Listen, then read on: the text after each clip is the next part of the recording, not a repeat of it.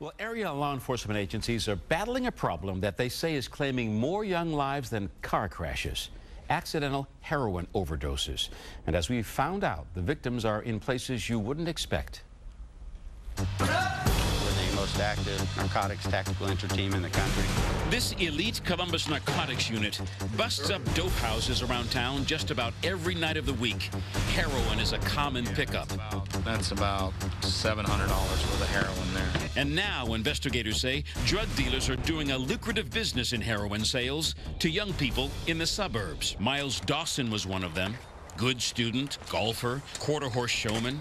He ended up on heroin after getting hooked at age 18 on painkillers prescribed for a lung infection. The doctors had cut me off all the pain medicine, and I was physically addicted, so I'm going through withdrawals, and the first thing I know to do is just try to find more pain medicine from other people. But that got expensive.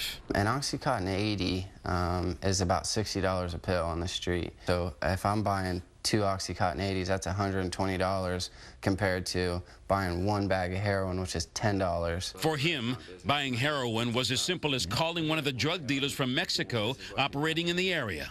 You call them, you kind of tell them what you want or where they're going to meet you. They just tell you where to go. They show up, and that you drive, you follow them, you get out of the car. They're really, they're just slick about it. And that, says Columbus Narcotics Squad Commander Gary Cameron, makes busting the dealers difficult. Cameron says it can take months to even get close to penetrating one of these dealer networks. For one thing, there's a language barrier. And then the second barrier is they may not even know where the drugs are coming from, because somebody walked up to them and handed them a set of keys and a cell phone, a set of keys to a car and a cell phone, and said, go here, deliver this. And they don't know. Cameron says law enforcement can't arrest its way out of this problem. So he's working with suburban parent groups to make them aware of what's going on right under their noses. We were clueless. We didn't know anything about addiction. Didn't know anything about addiction. Wayne Campbell's son, Tyler, a standout high school and college football player, died from a heroin overdose in the summer of 2011. Like Miles Dawson, Tyler got hooked on heroin after getting addicted to painkillers. It's not bad parenting, poor parenting, lack of parenting. It's just not knowing, says Campbell. He and a group of concerned parents in Pickerington used Tyler's tragedy to create Tyler's Light, a drug awareness program focused on the explosion of prescription drug use among young people.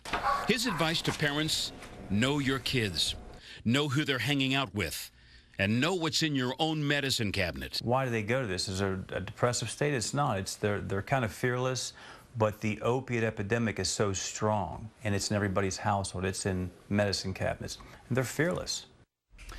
Pick up the November issue of Columbus Monthly to read more about the people struggling with prescription drug and heroin addiction and how local and state officials are dealing with this growing problem. Then tonight at 11, I'll take you to the front lines of the battle against drugs with this elite Columbus Narcotics Squad, Raiders of the Drug Wars, tonight at 11 on 10 TV News. I look forward to seeing that at 11. Good Thanks. story. Should be an eye-opener. Yeah.